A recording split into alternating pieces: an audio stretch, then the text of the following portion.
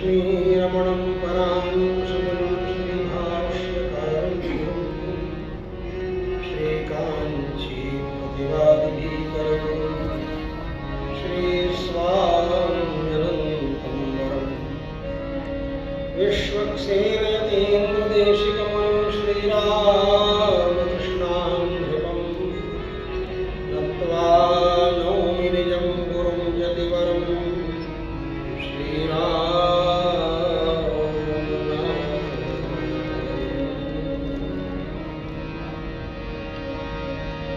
पितामहस्यापि पितामहाय प्राचेतसादेशफलप्रदाय श्रीभाष्यकारोत्तमदेशिकाय श्रीशैलपूर्णाय नमो नमस्तात्। श्रीरामं जानकीनाथं उर्मिलेशं लक्ष्मणं भरतं माण्डवीकान्तं शत्रुघ्नं श्रुतिकीर्तितं कौसल्यां मां सुमित्रां च कैकेयीं रूपमालिनीं स्त्रीणां मातॄणां नाथं वन्दे पङ्क्तिरथं प्रभुम् अयोध्यायस्य वैकुण्ठं सरयूविरजानदी वासिनो नित्यलोकस्थाः तस्मै रामाय मङ्गलम्।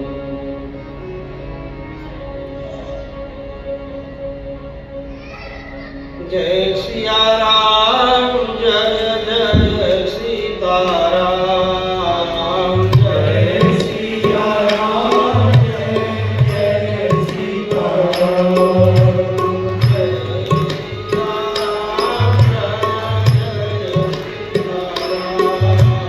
जय सिया राम जय जय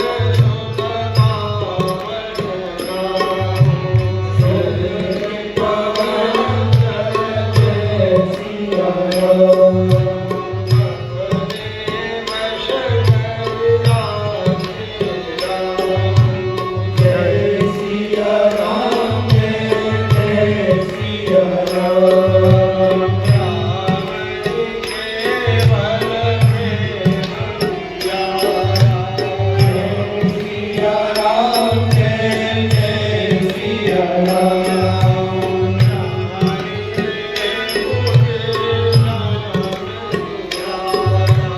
जय सिया राम जय जय सीताराम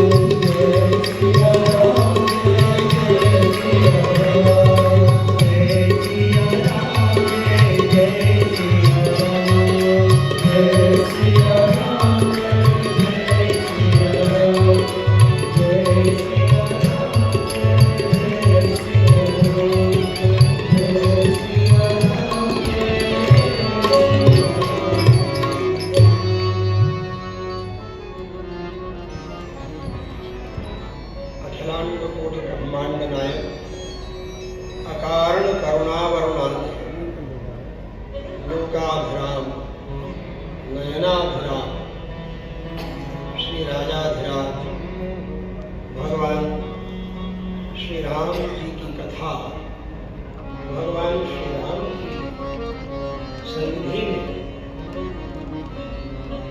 और वह भी राघव जी के द्वारा, जगत गुरु रामानुजाचार्य राघवाचार्य जी के द्वारा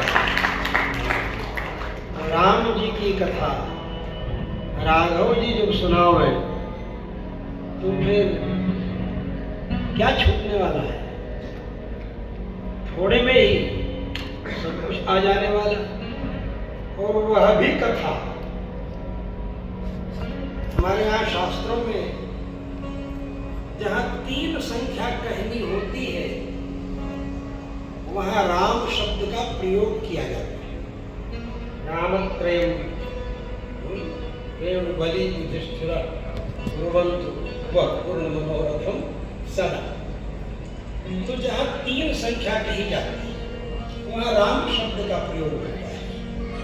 कौन कौन भाई? तो राम 3, एक जमदग्नि के पुत्र श्री राम,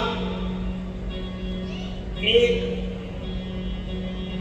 श्री वसुदेव जी के पुत्र श्री राम, और एक राजा दशरथ जी के पुत्र श्री राम। तो वसुदेव जी के पुत्र जो श्री राम है वो आगे चल करके बलराम नाम से प्रसिद्ध हुए। जमदग्नि जी के जो पुत्र श्री राम है वो आगे चल करके फरसा जब उठाए तो परशुराम नाम से प्रसिद्ध हुए। लेकिन केवल श्री राम नाम से प्रसिद्धि अगर सर्वाधिक हुई किसी की, शास्त्रों में तो तीनों को राम शब्द से कहा गया है। जामदग्नो तो राम यही कहा है बालकांड में। तो केवल श्री राम शब्द के द्वारा सर्वाधिक प्रसिद्धि हुई तो हमारे अयोध्यानाथ भगवान श्री राम। तो 3 राम, अब समझो अनुभव, और यहाँ भी 3 राम प्रधान यजमान के रूप में बैठ करके कथा सुन।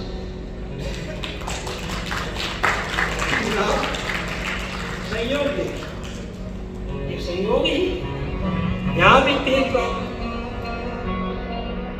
2 के तो बाद में राम जी हैं, और बड़े के पहले ही राम जी। बड़ा है तो पहले ही राम जी है, इसलिए बड़ा है। तो राम प्रसाद जी हैं, और फिर शिवराम जी, विजय राम जी, फिर विजय राम जी, और फिर शिवराम जी। उसी क्रम से बैठे भी। मेरे सम्मुख दाहिनी तरफ बैठे हैं राम प्रसाद जी, फिर उससे भी मेरे दाहिने विजय राम जी, उससे भी मेरे दाहिने शिवराम जी, और उससे भी मेरे दाहिने आते हुए श्री राघव जी हैं हमारे। तो यह योग ही है ऐसा। हम तो वासुदेव हैं, जिनके सामने गोविंद जी बैठे हुए हैं। गोविंद वासुदेव का भी योग है। और जब गोविंद वासुदेव जी तो इंद्र आदि सब प्रमोद में डूबने लगे। वो योग ही ऐसा, संयोग ऐसा, क्रम ही ऐसा है। मेरे ख्याल से 1982 में, 1982 में हमारे पूज्य गुरुदेव जी ने मामा जी मेला फाटक में श्री भगवान देवी चिकित्सालय, जहाँ तक मुझे स्मरण है कि गुलाब राय जी की माता जी का नाम भगवान देवी, उन्हीं के नाम से वो हॉस्पिटल अभी बना ही था। काम भी कुछ इधर उधर का बाकी था, वहाँ चालू था उस समय। वहीं पर रहते हुए पूज्य स्वामी जी महाराज श्री भाष्य का हिंदी अनुवाद करते थे, हमको पढ़ाते थे। हम उसकी फेयर कॉपी करते थे, सुलेख करते थे। स्वामी जी के भी अक्षर बहुत सुंदर बनते थे। लेकिन बीच बीच में कागज के संशोधन करते थे, इसलिए बोलते थे इसको दोबारा लिखो। उस समय से गुलाब राय जी कहा करते थे हमारे स्वामी जी से, महाराज जी घड़ी चोखी लकड़ी धुनी में लगा रखी है, ऐसे बोलते, बहुत बढ़िया लकड़ी धुनी में आपने लगा रखी है, धुनी में बहुत बढ़िया लकड़ी लगा रखी है। मेरे लिए कहते थे, मैं लकड़ी था और धुनी जो है रामानुज संप्रदाय, सनातन धर्म, भारतीय संस्कृति, ये सब कहते थे। उनके शब्द ऐसे होते थे, ज्यादा दुनियादारी के चक्कर में नहीं, जो कहना है खरोखर साफ साफ जो भी बात होती थी। मैं बहुत ही ज्यादा उनका प्रीति पात्र था। जब रामचरितमानस भवन ट्रस्ट राम जन्मभूमि के नजदीक था, उस समय वो आते थे और राम प्रसाद जी की माता जी सेवा में जैसे आए और वहीं हमसे पंचायत स्तोत्र का अर्थ उन्होंने पढ़ा, कहा था इसका अर्थ बता, सहस्त्रार सुधात्म ब्रह्म। और मैं ऐसे ही मिलने गया, पता चला था कि हैं आए थे, बोले आइएगा, तो शब्द अर्थ बताता चला गया। महाराज आप तो खूब मन लगा के पढ़ो, आपको बहुत काम करना है, ऐसे बोलते। तो हम संयोग से अनुभव करते कि जब शिष्यों के अंदर दिव्य गुणों को देखते हैं गुरु, तो प्रसन्न होते कि ये हमारा नाम रोशन करने वाला है, ये हमारा यश वर्धन करने वाला है, हमारी कीर्ति को बढ़ाने वाला है। और जब पुत्रों के अंदर गुण का दर्शन करते हैं श्री पितृचरण, तो वो भी प्रसन्न होते हैं कि ये जरूर हमारी परंपराओं को ले चलता रहेगा, चलाता रहेगा। तो इस तरह से वंश परंपरा चलती है बिंदु के माध्यम से, और शिष्य परंपरा चलती है नाद के माध्यम से।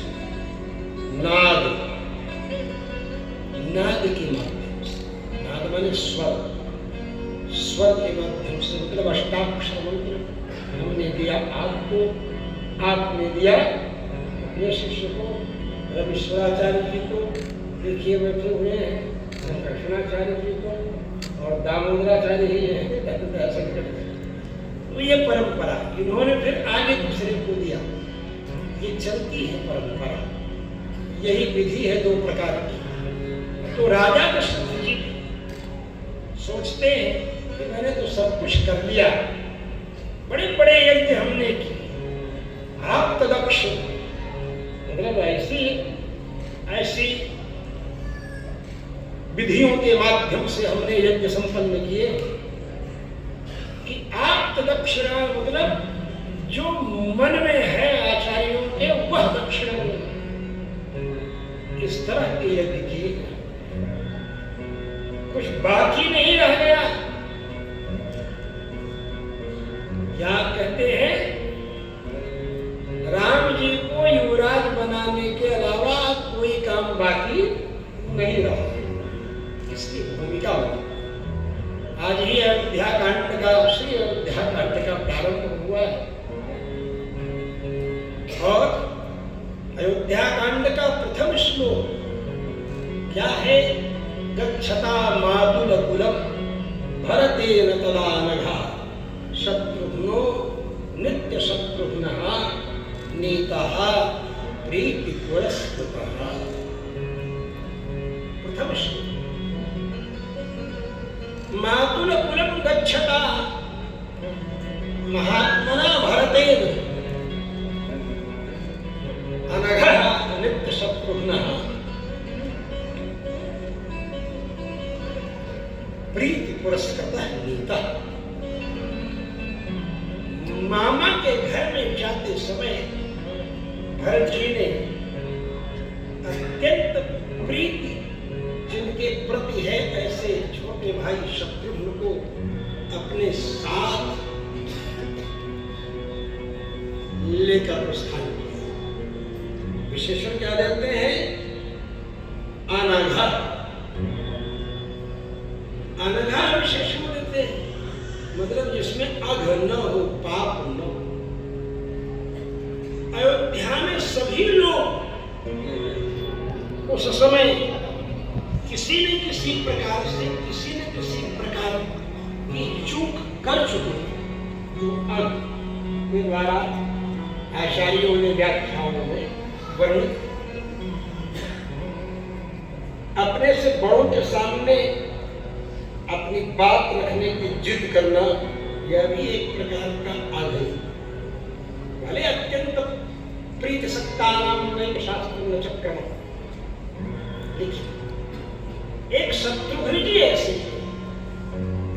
जो कभी अपनी कोई इच्छा व्यक्त नहीं करते। लक्ष्मण जी जिद करके राम जी के साथ वन में जाते हैं, जाएंगे, अभी तो कथा प्रारंभ हो रही है। आज से अयोध्या कांड का प्रारंभ है। अयोध्या कांड नाम रखा है भैया, अयोध्या कांड क्यों रखा? कांड का नाम तो रखना चाहिए था वन कांड, वन में गए इसी में, लेकिन नहीं, जाने की भूमिका तो अयोध्या में बनी, इसलिए अयोध्या का रहेंगे तो वन कांड तो है, अरण्य कांड। इसलिए मूल कारण वही है जहां भूमिका बनती है, जहां योजना बनती है। जो योजना बनाने वाला होता है उसको सबसे पहले पकड़ा जाता है। तो शत्रुघ्न जी अपनी इच्छा भी व्यक्त नहीं करते।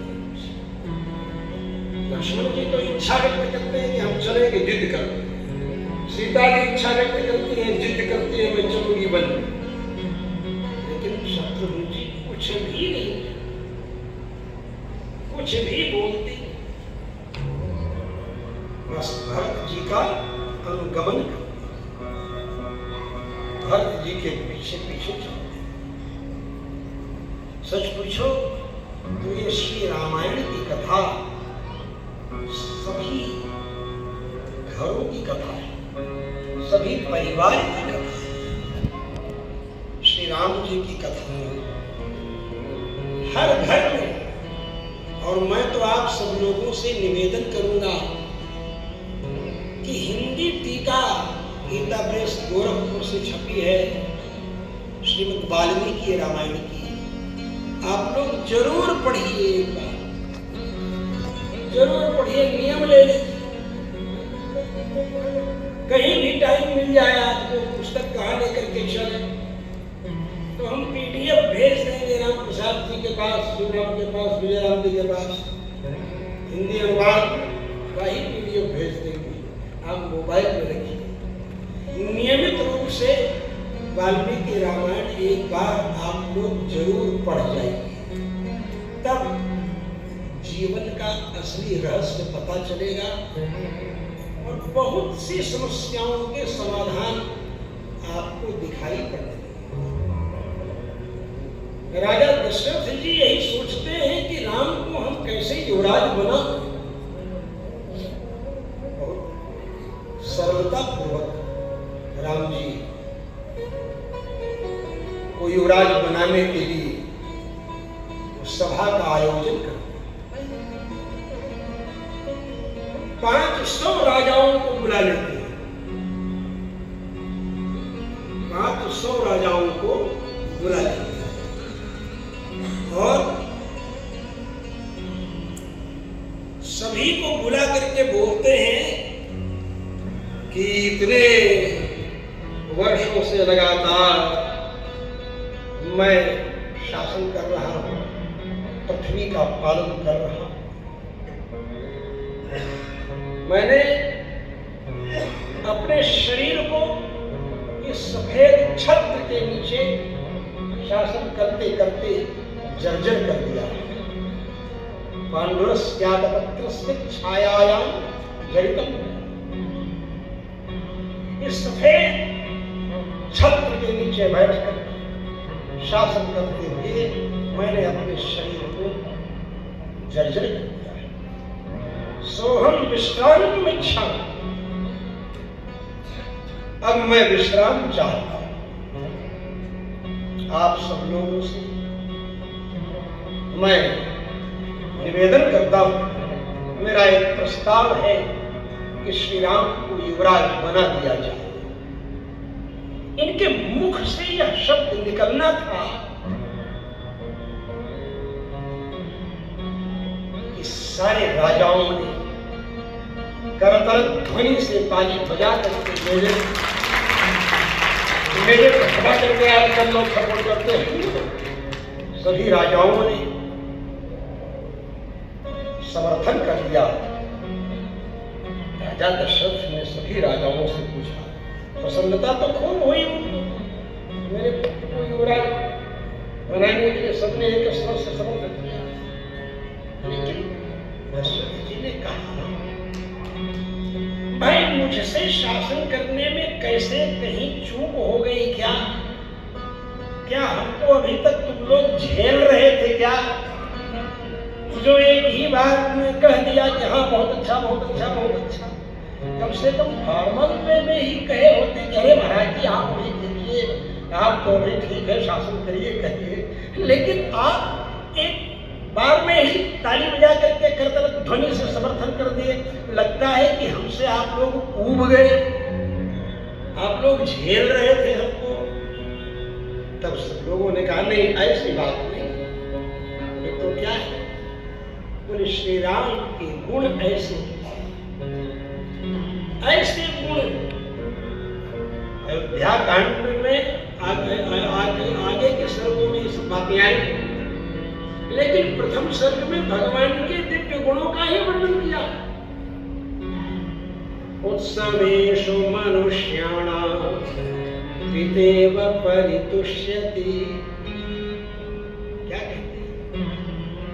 जब लोगों को सुखी देखते हैं तो जैसे बाप अपने बेटे को सुखी देखकर प्रसन्न होता है, इसी तरह भगवान श्री राम लोगों को सुखी देखकर प्रसन्न होते हैं। इसलिए लोगों को सुखी देखकर व्यक्ति दुखी होने लगता है कि इतना सुखी क्यों? अपने दुख से व्यक्ति दुखी कम, दूसरों के सुख से दुखी ज्यादा होता है। भगवान श्री राम ने ऐसे दिव्य गुण लिखे, कहते हैं व्यसनेषु मनुष्याणां भृशं भवति दुःखितः सर्वेषु सर्वेषु पितेव परितुष्यति। इस तरह लोगों के दुख को देख करके भगवान बहुत ज्यादा दुखी हो जाते हैं कि सामने वाला ही अपना दुख भूल जाता है।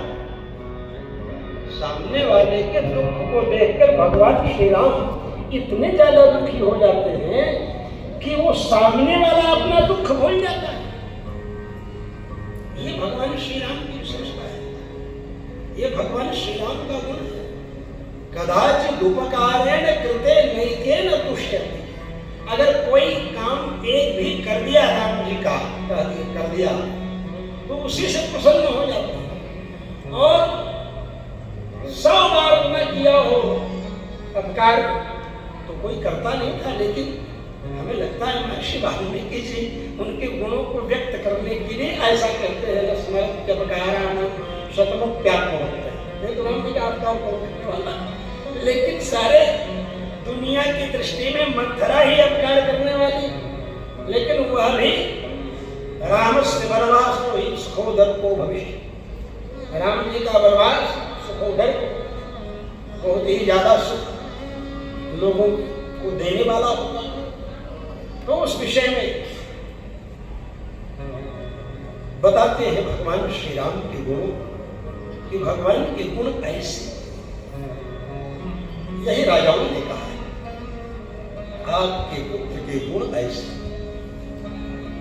राम जी के गुण प्रथम सर्ग में इसलिए वर्णन किया, राम जी कहीं बाहर जाते हैं, बाहर जाकर जब लौटते तो लौटने पर सबसे पहले बूढ़े बुजुर्ग लोगों के पास जाकर के बोलते हैं, दादाजी आप ठीक है ना? वो सब गदगद हो जाते हैं। वयोवृद्ध लोगों से पूछते, उनसे मिलते, उसके बाद अपने भवन में प्रवेश करते। पहले वयोवृद्ध लोगों से मिलते, उसके बाद अपने भवन में प्रवेश करते।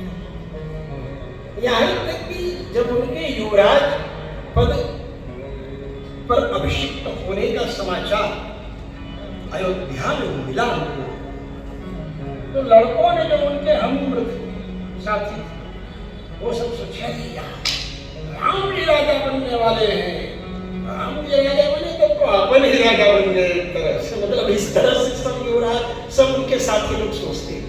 ऐसा भगवान श्री राम को मानते हैं, सब आपने मस्त हो गए, राम जी राजा बन गए तो अपने ही राजा।